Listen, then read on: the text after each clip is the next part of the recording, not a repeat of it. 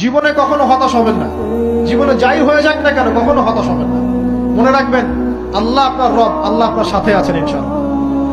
এই সমাজ আপনাকে যেভাবে শেখায়, কিভাবে শেখায়, এই যে স্কুল, কলেজ, ইউনিভার্সিটি, চাকরি, বিয়ে, সন্তান প্রতিপালন, আর তারপর ইন্না লিল্লাহি ওয়া ইন্না ইলাইহি রাজিউন, এই তো শেখায় নাকি?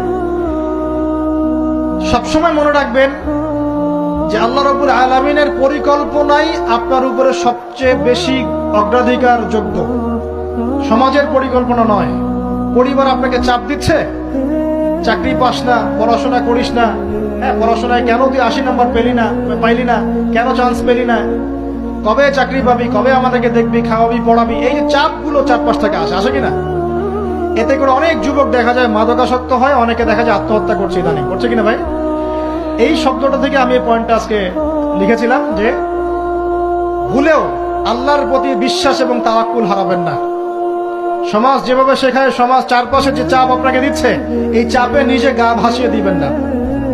আপনি আল্লাহর কাছে দোয়া করবেন, আল্লাহর কাছে পথ চেয়ে নিবেন এবং আল্লাহর প্রতি তাওয়াক্কুল ভরসা করবেন। কখনো আত্মহত্যার পথ বেছে নিবেন।